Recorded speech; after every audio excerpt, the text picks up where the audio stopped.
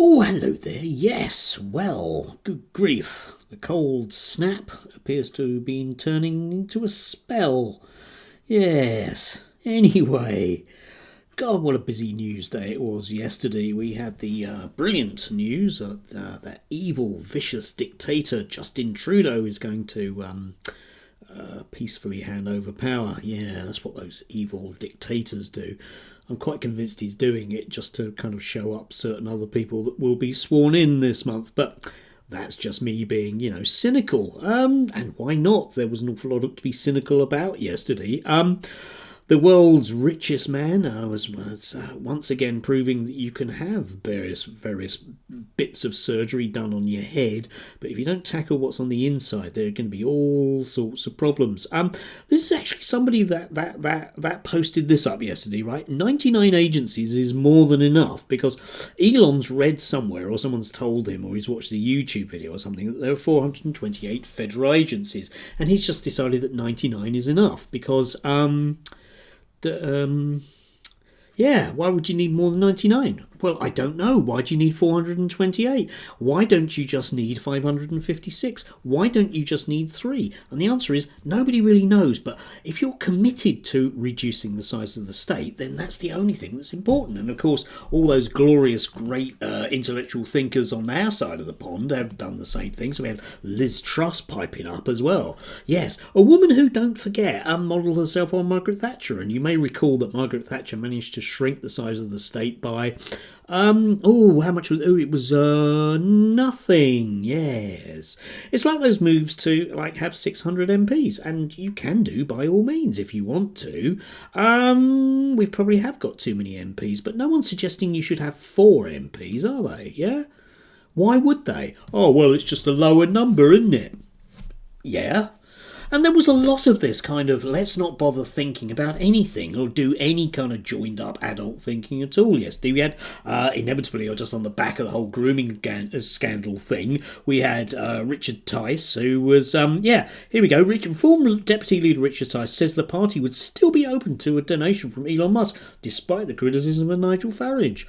If people want to donate and are legally able to, that's great. Donations would be a discussion for the future. Yes, indeed, because we have all of these principles that we're really going to stand up for, like sovereignty and the rule of democracy. But if he wants to bung us, I don't know, 400 quid or something, I don't know why they need more than £99 personally, but apparently they do. That'll be absolutely fine. Yeah, because principles, they have other ones inevitably. But the key thing from yesterday, which really blows a hole in so much of this current discourse over the I don't really like Starmer and therefore I don't really care about all those foreign billionaires having a go at him, even though they're not democratically elected. Something that the newspapers are quite happy with as well, because of course they are owned by foreign billionaires, people that don't pay tax here. So of course that's going to be a huge issue for them, that they should be allowed to tell democratically elected governments what they should do. I don't see any problems with that, and if you do, you're a traitor to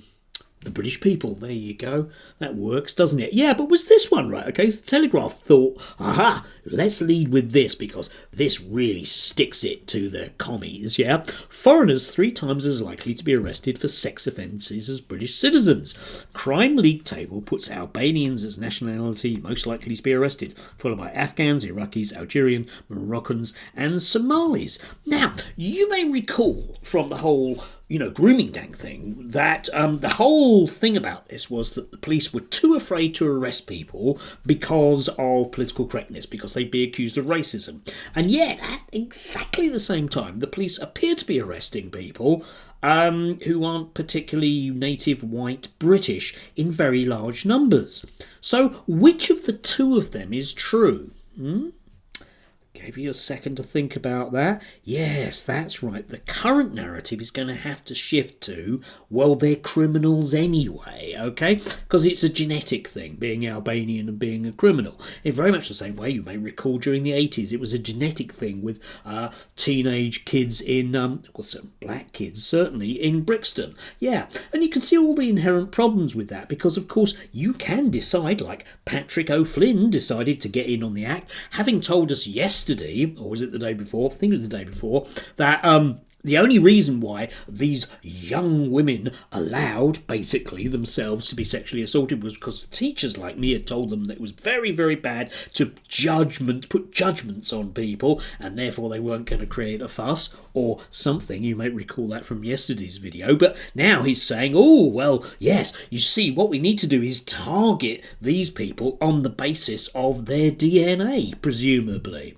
which is completely different. It's a completely different argument, isn't it? Yes, but hey, let's not worry about that, because the only important thing is we have a Labour government, and that isn't allowed. That's not just not allowed, okay? We can't have that. So any means of attack, even if it's completely contradictory from what we said yesterday, we're going to go through with that. Now, you might say, oh, well, yes, it makes sense to target certain groups of people who are criminals. And I do agree with you. I personally, if I came across, a couple of brothers who a surname was Cray and they were twins, I would think it was a bit iffy. I wouldn't want to leave me sword out or anything like that, even though they did love their mum, undoubtedly, right? That kind of thing. That does kind of make sense. But historically, that awful thing again that I seem to just know stuff about. What's happened whenever you decide to target, as Paddy might say here, still not too sure about that name. It sounds foreign to me. O'Flynn. Patrick O'Flynn.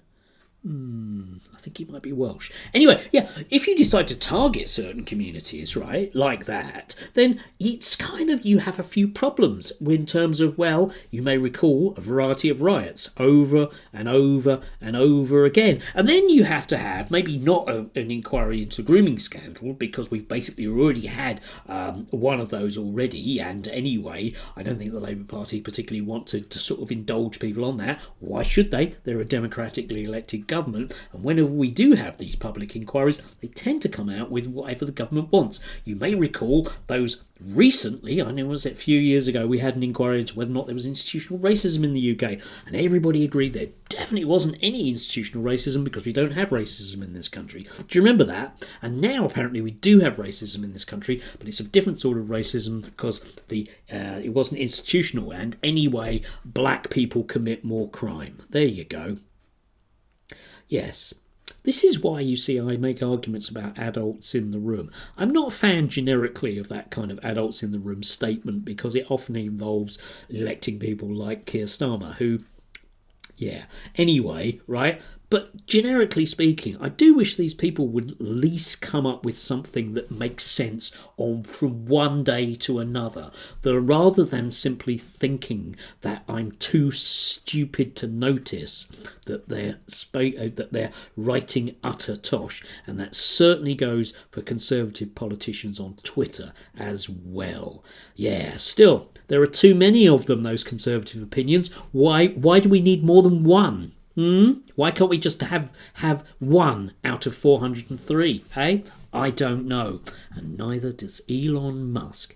Jesus, why on earth are we allowing a foreign interfering busybody with a weird head to tell us what to do? We've got enough of those in our own country.